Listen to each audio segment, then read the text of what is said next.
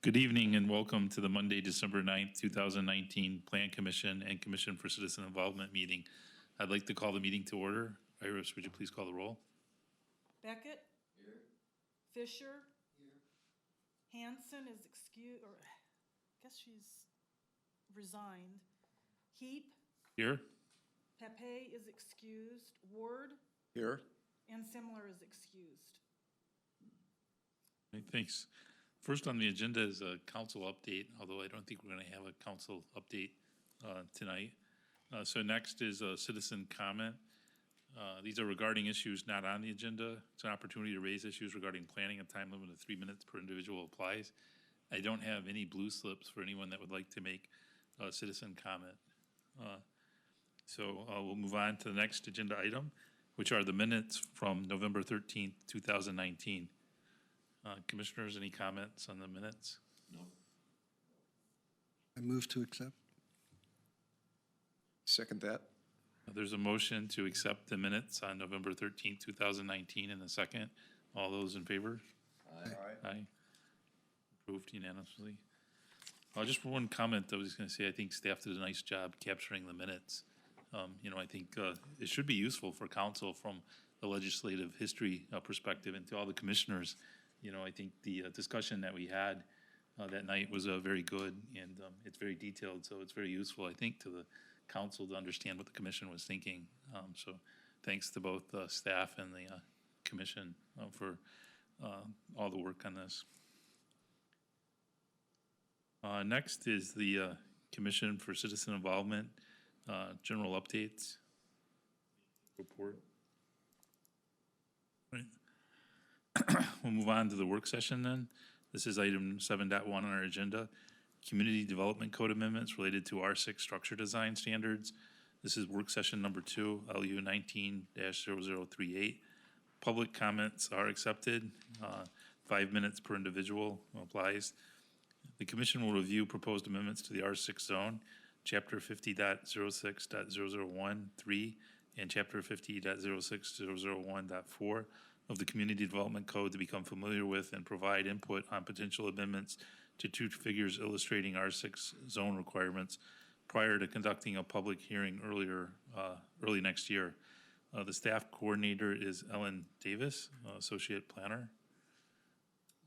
Director Siegel or Ellen, would you like to lead us in? Well, Ms. Davis will be presenting this, and she's here to present. Well, it's not too hefty of a work session tonight. So we've just got 2 diagrams that we're going to be looking at. And the first one is looking at roof forms in the R6 zone. So the reason we care about roof forms in the R6 zone and what is a primary or a secondary roof form is that a primary roof form in this zone has to be at least a 612 pitch. So the reason that we brought this image before you is that we as staff had trouble interpreting what the old graphic meant by talking about the primary roof form. It seemed to indicate maybe the tallest or the longest, but we were never really sure, and it's not defined in the code. And so when we went to the neighborhood association meeting and asked them, what did you mean by this? What would be a primary roof form and something that has multiple roof forms that are all the same height, same length?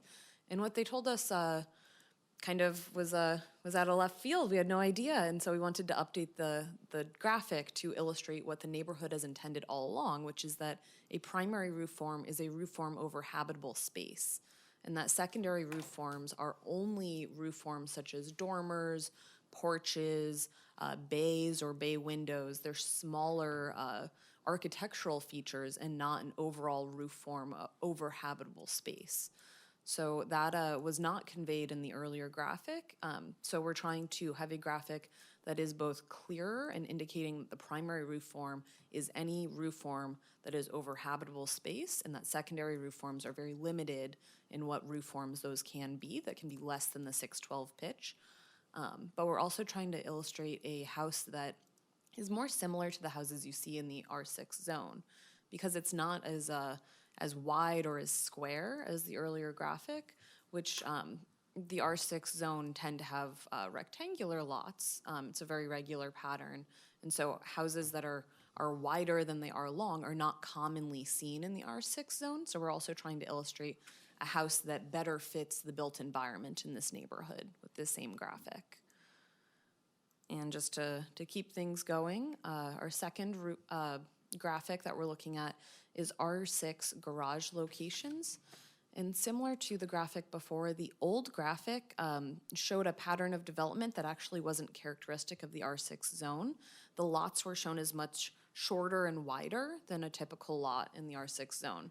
So we're updating it to better reflect the built environment with lots that are long and narrower and that have a wide public right-of-way that's clearly called out between the lots in the street to better match the characteristics of the first edition neighborhood. And we've also removed, the old diagram had quite an emphasis on the unimproved alleys. And in looking at what alleys are unimproved and not accessible to vehicles whatsoever, we actually only found 2 properties in the entire R6 neighborhood that had a completely unimproved alley, that they couldn't take access off of an alley. So we decided it wasn't really worth having a third of the graphic devoted to something that applied in such a rare occasion.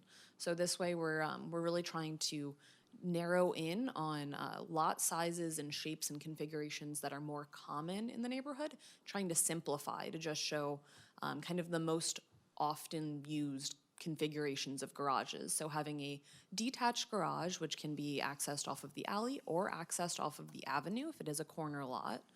There are some additional standards for that. So the garage needs to be set back 2 feet behind the front part of the garage of the house if it is accessing from a road. And it also needs to be set back 15 feet from the front property line if it is accessing from the street. So if you are taking access from the alley, your garage still needs to be set back 15 feet, and that is to accommodate a car parking in front of a garage door. It's fairly common to park in your driveway in front of the garage door. So we do have a separate set of standards for garage vehicle openings in the R6 zone. And so we do require a 15-foot setback for a garage vehicle opening. But if the garage is turned, so it is not facing the alley, as shown in the upper right here, then it just has a 5-foot setback. Or actually, in this case, it's a 7.5-foot setback. But that 15-foot setback to the garage vehicle opening is only required to the garage door. But if it's just to the side of the building, we aren't as concerned about cars parking and hanging out into the alleyway in those sections. We've also shown 2 examples of an attached garage, both taking access from the alley. So in one case, it's just kind of a standard attached 2-car garage taking access from an alley. And in the other example, we don't really expect to see a lot of tandem garages that are the length of the full house, but we were trying to illustrate that a garage that is within the house does not need to be set back 15 feet farther than the front of the house. If it is part of the main body, the main mass of the house under the same roof form, if it is part of the house and you wouldn't know it was a garage if you were standing on the street and looking at it, and you would only know by looking at a floor plan, we wanted to show that that you can have a garage that is part of the house going all the way up to the front, because there is a standard that if a garage is next to a house and taking access from a street, or even not taking access from a street, it needs to be set back 15 feet from the front of the house. But we were thinking that in an example where you cannot tell that it is a garage as a pedestrian or as a member of the public standing on the street, you wouldn't know it was a garage, that there's no real purpose to forcing that to be set back 15 additional feet if you wouldn't know. And that just seemed like it was just something for us to stumble on as staff when we're trying to review plans, to have something tucked away on a floor plan that we aren't usually looking at floor plans quite as closely as we're looking at setbacks and site plans and looking at the massing of the structure. So tucking in something where we had to look at the floor plan and make sure the garage was 15 feet back, even if there is, again, no difference for the public. We want to just make it clear in this diagram that if it is part of the main house, it does not need to be set back an additional 15 feet. And so those are our 2 graphics to discuss tonight, and I'd be happy to take any questions. Commissioners, questions? Commissioner Ward? I'm assuming that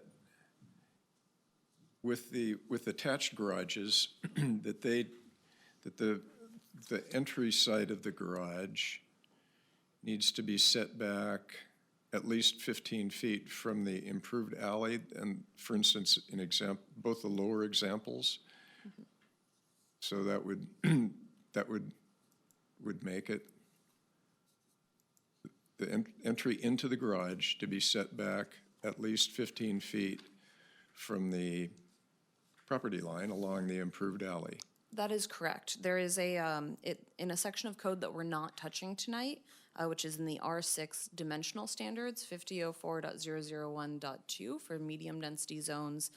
There is a specific garage vehicle opening that's listed out that requires a 15-foot setback from the rear property line. So you've already covered that. So that is staying and is unchanged by this. So this is less telling you what your setbacks are and more trying to tell you where on the property you can fit your garage. Because we have standards for both, and this section is not superseding the setbacks that are already established. Okay, thank you. Yeah, that may have clarified one of the questions I had. If I look at the upper left picture, it looks like it has a short drive attached to the garage that appears to be maybe less than 15 feet setback. But based on your previous comments, that's not the case, right? The garage That is not the case. It is actually 15 feet. The whole diagram is to scale. We have a planner on staff here, Eric Olson, who you're familiar with, who put this together in a CAD system, making sure, or I guess it was InDesign, not CAD, but making sure that everything is to scale and that it is accurately 5 feet, 15 feet. So everything, even if it looks kind of funny, is measured out. It looks, to me, it looks a little bit out of scale if you look at the upper right diagram where the garage is set back off the public right-of-way. And I thought that was 15 feet back off the public right-of-way. And so the length of that driveway looks a lot longer than the upper left. Yeah, we'll double check that. And we might even if it is 15 feet and it's just a bit of an optical illusion, it might be worth it to make that just a little bit farther to make it clearer to the. Yeah, otherwise my Anyone question was looking going to be, why would we allow cars to kind of maybe stick out into the improved alley? You know, it doesn't seem like that should be allowed, but based on your No. clarifications, it's set back 15 feet, yes. And we don't want them to stick out into the alley, and that's why Sure. the 15-foot matches up pretty nicely with our standard parking space requirements, which is 16 feet for a compact car. 15 feet is, you know, that's including some room to maneuver, get in and out of your parking space. So we think that 15 feet should be enough to keep most cars from hanging over into the traveled way. Sure, that makes sense. But I will make a note of that. Thank you. And then one other comment, on the other diagram showing the roof structures, when I first looked at it, I actually thought about one of the words that you said. It was, you know, the primary is the larger, area roof form, and the secondary is the smaller area in terms of roof form. So rather than necessarily just defining it by the space over the habitable area or habitable section, you know, I thought it'd be very useful to add in what you had verbally said, which was the smaller and larger, reference to what is the smaller and larger area of the roof structure. Yeah, the code actually already has some language about what it's looking for, and so with the roof forms, it already says, let me find that code section. Roof pitch. So the minimum roof pitch for primary roof forms of a single-family dwelling shall be 612. Shed type and flat roofs are not permitted as primary roof forms on single-family dwellings. Secondary roof forms such as sunrooms, balconies, dormers, porticos, or bays may be flat or shed type roofs. So it sounded when we had our meeting with the first edition neighborhood that they had intended, instead of a such as sunrooms, balconies, dormers, porticos, or bays, they had intended that to be an encompassing list, essentially, of what could be considered a non-primary roof form or not a 612 pitch. So they have already kind of listed out what is considered a secondary roof form, and then just everything else is a primary roof form. Is there any history on the 612 pitch? Was the neighborhood concerned about the too steeply set pitches that wouldn't fit in with the neighborhood? Is it just consistency because most of the other homes in the neighborhood have 6 by 12 So it's pitch? actually not concerned about the maximum pitch. So they're not concerned about having steeper pitches. It doesn't set anything. It's actually, it needs to be at least a 612 pitch, and that's to preserve the character of the neighborhood. A lot of the older homes in the neighborhood are 612 or greater pitch. There are a few non-conforming homes, but they're kind of the minority of the homes in the neighborhood. And so trying to preserve that character with a lot of new homes and new development going in an area that's got fairly high land values, having a roof pitch requirement is actually aiming at keeping the pattern of development and the character more similar to what the neighborhood had to begin with, instead of maxing everything out and doing kind of a boxy roof form. So it's trying to preserve that neighborhood character. And they aren't concerned about higher pitches, having a 10-12 pitch, as much as they really don't want, or it sounds to me like they really don't want the boxy, maxed out, just, Yeah. put a 312 roof on it and call it good. Commissioner Beckett?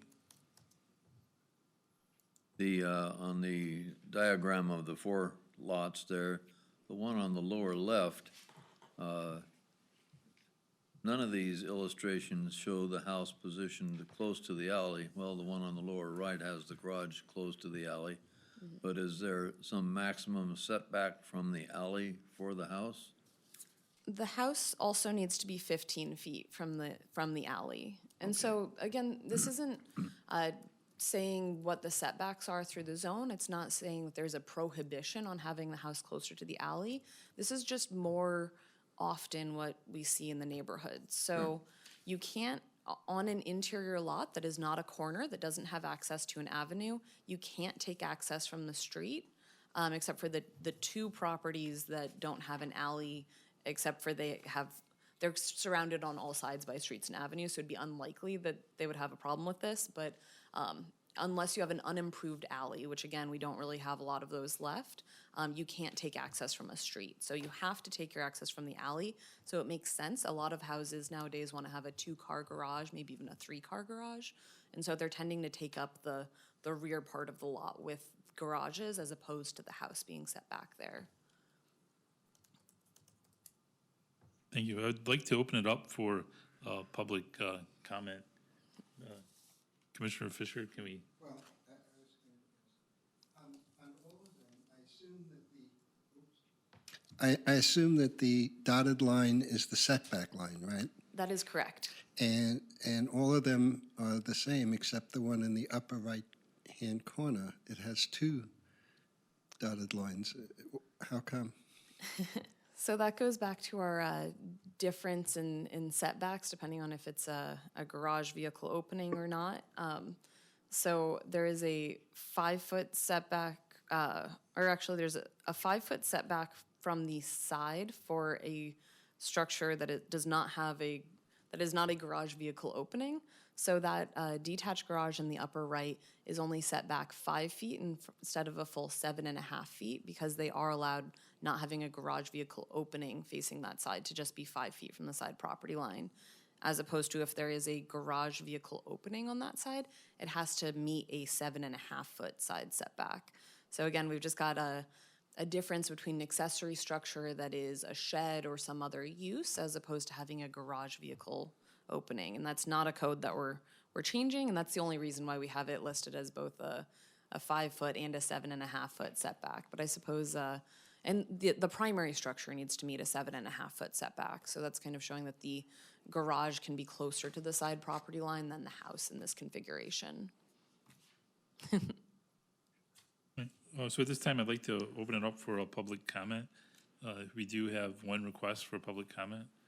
Ms. Carol Orkert, would you like to come up, state your name and address for the record, and association, if you're representing the association?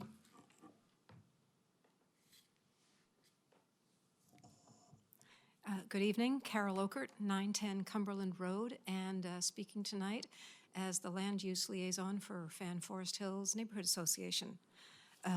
And I'd like to start by just going through the process a little bit and thank Planner Haystay and Planner Davis for coming first to our board meeting and walking the full board through this particular concept, and we certainly were wanting to be accommodating and participating in helping staff have graphics so that when builders are coming to the desk and trying to understand what fits into a very specific R6 neighborhood, that the graphics are going to do the best job that they can to illustrate what we're actually finding is happening on the ground. And so whereas graphics don't necessarily show everything, these particular graphics are really representative of what we're getting and very accurate and clear, and I think communicate a lot of information to folks. I also want to thank Planner Davis for putting together a meeting where the board was able to sit down with some folks, some members from our board and some members from the building community, and we were able to talk through these different scenarios and make sure that we were getting illustrations that were working for everybody. And so that was a really good exercise. We appreciated the opportunity to do that. Let's see, what else can I tell you? I think that having the improved alleys in there, if I can say just real quickly, and indeed there are only a couple that are still to be cleared out. It was our standard that in terms of trying to be accommodating and polite, quite frankly, that as properties redeveloped, we would then make sure that the adjoining and adjacent alleys next to that redeveloped property would be open. And as you all know, that's something that is happening fairly rapidly in our neighborhood. And so it made sense to have this graphic represent the reality that we are fast approaching. So if there's any questions that I can answer for you by being here tonight, happy to do that, but really appreciate this process. And I think we're getting a really good, improved product. So thank you. Thank you. Questions? Commissioner Ward? I'm sort of wondering exactly what is an improved alley? So it's an alley that, in this case, you can drive a garbage truck through, pretty much, is what we mean by an improved alley. So there isn't shrubbery and arborvitae or something that is preventing that, because years ago, maybe back in the 70s, that sometimes became encroached upon.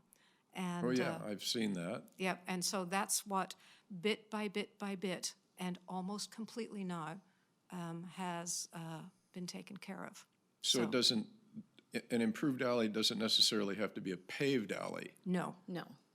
It can be A gravel drivable or alley. dirt.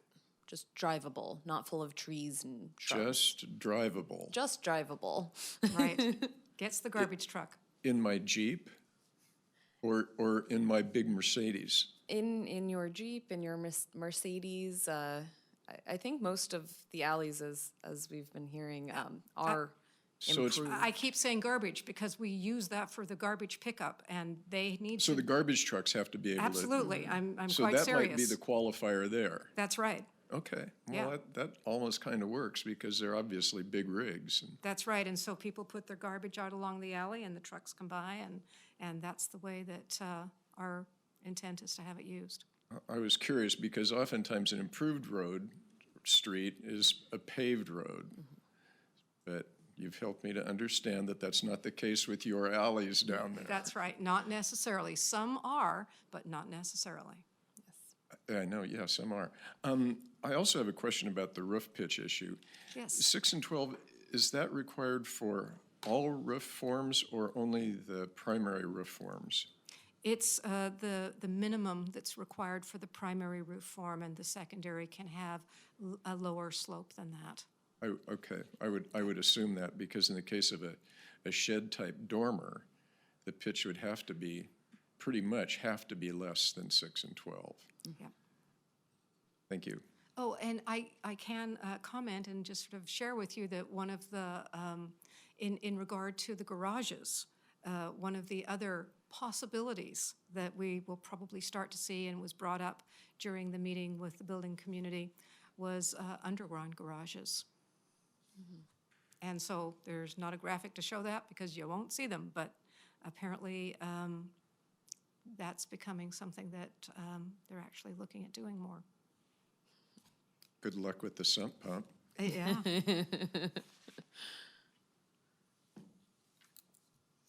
Thank you.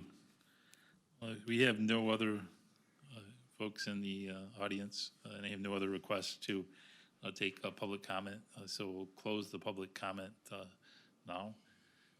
Commissioners, any other questions or comments? Staff?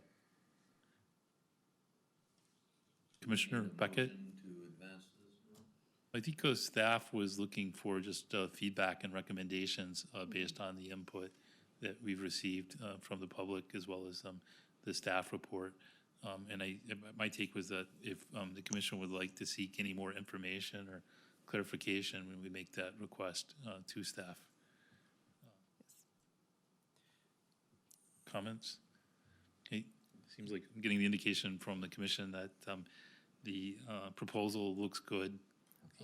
One question I had was, Ms. Okert described that there was kind of a meeting with the builders who participated in one of the meetings that was a shared meeting, I believe, between staff and the neighborhood association. Can you describe a little bit more about what input we've received from builders? Yeah, so that was a pretty small meeting. We had 3 members from the first edition Neighbors Forest Hills Neighborhood Association, and then we had 2, one builder and one designer who both do a lot of work within the first edition neighborhood and are very familiar with the R6 codes.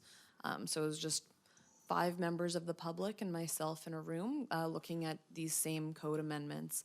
And the building community, at least the designer and builder and architect who were in the room, were not particularly concerned about either of these graphics. The roof pitch question, a lot of times they're already doing a 612 pitch to match on all of their roof forms because visually houses can look very strange if they have a mishmash of different roof pitches.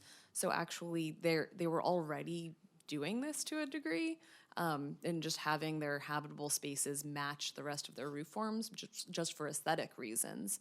And so it wasn't a major cause for concern or hand-wringing to just clarify that it is for primary roof forms are basically everything that is not a small dormer, porch, or bay. So they just really wanted to have that clarified because as long as it's clear, then they'll just plan accordingly. And the same with the garages. It's not changing what they can or can't do. So it really, I didn't get any concerns from them. I got some additional ideas of other things to show, but we were trying to keep the graphic for the garages easy and not show every single scenario that you could possibly do because we obviously can't think of everything. We're just trying to make it a little bit clearer for the public, for builders, for residents who own a house and want to know what they can do for their next project. Just trying to make it easy and more accessible and not throw too much information into one graphic. Great. So it sounds like we did hear from at least representatives of the building community, and there was no real strong objection to proposed, and it sounds like the neighborhood association is for it too. Yeah. Commissioner Beckett, did you have another question, or did I? Okay. So yes, if I summarize, then it sounds like the commission is, concurring with the recommendations of staff and the neighborhood association and the builders, that this looks like a good proposal. Okay. I don't think there's any other further information that anyone's requesting, so Okay. it looks good. Thank you. Thank you. So this would come back to you for public hearing, tentatively scheduled for February 10th. Of course, the public notices will go out to the neighborhood association and are typical of our legislative hearings. All right, thanks, Director Siegel. Next on the agenda then is other business. We didn't have any other business. Anything that you would like to say, Director Siegel? Just to let the commissioners know that the joint meeting with the City Council on the 17th is on. And the agenda provides for, it is a regular meeting of the City Council, and the joint meeting portion of it with the commission will begin at 4:30, so I want to let you know about that because their meeting begins at 3. This agenda item will start at 4:30, so just so you can schedule your day and know that that's coming. I did hear back from the mayor's office that they're wanting to use that time to focus on housing and House Bill 2001 specifically, as well as there was one other item that the commission was seeking council direction on for next year, and that relates to the Cruiseway corridor, the traffic management standards for Cruiseway. So I would expect that those are the two items that they'll want to cover. They do have the Planning Commission summary of proposed or recommended goals for 2020, and the council we expect will be discussing that during their goal-setting retreat. So the feedback from the mayor was that they didn't feel that it was necessary to have a separate study session for those other goals that you're considering. They have that information, and Okay. we'll be providing feedback through the retreat. Okay. I'll make sure that the commission's advised that the specific time for the Plan Commission section at that meeting will be 4:30. And then the two things to really focus on at the meeting are the housing focus on House Bill 2001 and the Cruiseway corridor. That's correct. Commissioner Beckett?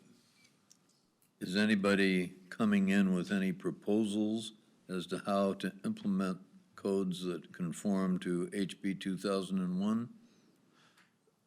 The state's rulemaking process is underway, and so there is an advisory committee appointed by Department of Land Conservation and Development that's working on that. They have a technical advisory committee that is comprised of the Rules Advisory Committee members. There's a whole public process for that, and that's one of the things that we'll be discussing in your meeting with the City Council is and asking how would you and the council like staff to engage in that process, and then in terms of the schedule, there's some key decision points over the next 18 months that the city will want to position itself for how we're going to attain compliance with the bill by the deadlines that are established in the bill. So Commissioner Beckett, yes, there are many brilliant minds from across the state who are working on proposals and specifically trying to define some of the key terms of the bill that, as you know, were left open for interpretation by the legislature and require some rulemaking to define them. So that's I would expect will be really the crux of that exercise over the next years to provide some guidance to local governments, to cities like ours, on how to interpret the bill and how to apply it. And as I understand it, those committees will be assembling a model code or a model zoning plan. If we do nothing, that plan will be imposed upon us. So then the question is staff or anybody here in Lake Oswego studying what the alternatives are to implement, to conform to HB 2001 and still maintain the character of Lake Oswego? That's really what the purpose of the joint meeting with the City Council is to get some direction on the approach that the commissioners and the council would like the staff to use. And, because one option would be for the city to get ahead of the rulemaking process and to develop code amendments that we believe, based on our interpretation of the statutes, would comply. Now, there are pros and cons to that, and we're going to be discussing that with the council. Another option would be to wait until the model code is in place, and then over the next 6 months really be over the next 6 months at that point, 18 months, develop the code amendments to comply. And I'm sure there are a number of other alternatives that would, do some of the work early, wait to do the rest. That's what we're going to be meeting to discuss on the 17th. So to answer your question, no, we haven't drafted alternatives. We're not at that stage yet, but we will be next year. At an earlier meeting, you mentioned that Minneapolis, was it, that had implemented this kind of code or requirement? Have you obtained what they drafted then to fit these middle housing standards? Well, they are different under, different requirements. Of course, it's a different state, and in Minneapolis, the city itself adopted comprehensive plan policies that required zoning amendments to address middle housing. So that's a different approach, really, where one city decided, the city council decided that this was a direction that they wanted to go. So in that sense, it's perhaps a more straightforward exercise at a local level with their home rule authority deciding what they want to do. In our context, we're under state preemption of local regulations where we're among, I think, 50 cities and urban counties in the state that will be subject to the same or degrees of the same mandate. And so in that sense, the state's development of a model code and the rules around that will, that's the backstop, or that's the direction. And looking at other states or other cities, I think, might be useful in looking at how to regulate design, siting and design questions, but in terms of, where these middle housing types would be allowed, or where we're required to allow them is really under, the state of Oregon laws, and not a question that we can really look at Minneapolis for any guidance. So, and I don't believe they've developed design standards at this point for middle housing in Minneapolis, although we are following it, and it'll be interesting to see how they approach the question. Thank you. Yeah. Thank you. No other business. We'll move on to the next section, which is a schedule review. One note, Director Siegel and Planner Davis, is did the commission notice tonight that on the staff report, the first sentence, I believe, had just a typo. It said December 12th, and I think it really meant to refer to tonight. You are correct. So I It just wanted should to mean December 9th, and Iris actually, or Miss McCaleb caught that. Okay. And she pointed that out to me, so that was a typo. It does actually mean December 9th and refer to tonight. Sorry. Yes, so there'll be no meeting in the future on December 12th. Correct. Director Siegel? Yeah, Commission, Chair Heap, Planning Commission, your next regularly scheduled meeting is January 13th. And we tentatively have scheduled the fourth and possibly the final work session on implementation of the citizen involvement guidelines updates that the Commission's been working on. So Senior Planner Olson will be back on the 4th to review some draft code amendments, I think, and as well as draft amendments to the citizen involvement guidelines themselves before we schedule public hearings later in the winter or spring on that. The second meeting in January is scheduled for a public hearing on concept plan for the Lusher Farm properties so that the city can submit an application to Metro to bring those properties into the urban growth boundary, and I believe we've shared that with you. And then later in February, as we discussed earlier, we expect to have a public hearing on the code amendments that Ms. Davis was discussing with you earlier. So first 3-4 meetings in 2020 already have a full agenda, and as the Commission works through the rest of the goals and potential work program items with the City Council later this month, we'll be able to place some more dates on the calendar, and then we'll be well into our work next year. That concludes the schedule update. Right, thank you. One question on Lusher Farm hearing that we'll have on January 27th. Will the Plan Commission be working with the Parks and Recreation Board at all on that, or is it fairly independent, the work that we do? Yeah, well, the process, as you can see on the schedule, it's the planning process for Lusher Farm area properties was actually completed almost a decade ago. And so there is a master plan for those properties that Parks Advisory Board members, Sustainability Advisory Board, Historic Advisory Board, and I believe there may have been a Planning Commission representative in that master planning process. That was a community planning process. And so really what the hearing and the proposal that's coming before the Planning Commission in January is about is adopting a